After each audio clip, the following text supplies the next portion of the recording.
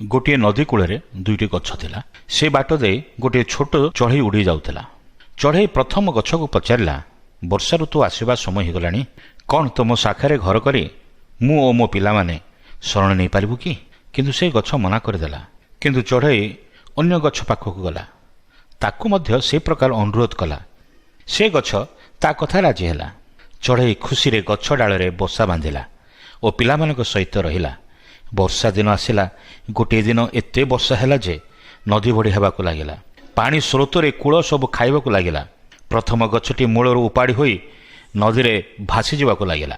चढ़ई भासी जाउथिबा गछ को देखि कहिला, मु जेतेबेले मो पिलामानक सहित तुम डाल रे रहिबा पई शरण मागिली, मना कर देइथिलो। ता दंड आज तुमको मिलुछि। से गछ हसी हसी तार उत्तर देला, मु जानिथिली मोर चेर दुर्बल होई पड़िछि। एई वर्षा दिन मु आ रही पारिबि नाही, मु पड़िजिबि।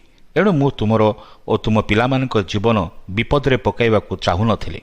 मु मना करिथिबार दुखित। एहा कहि कहि गछटी भासीगला। काହାର नास्ति सूचक वाक्य को तांको कठोरता बोली न भाबो। किए जानिछि तांको मना करिबार ही आमर मंगल अछि।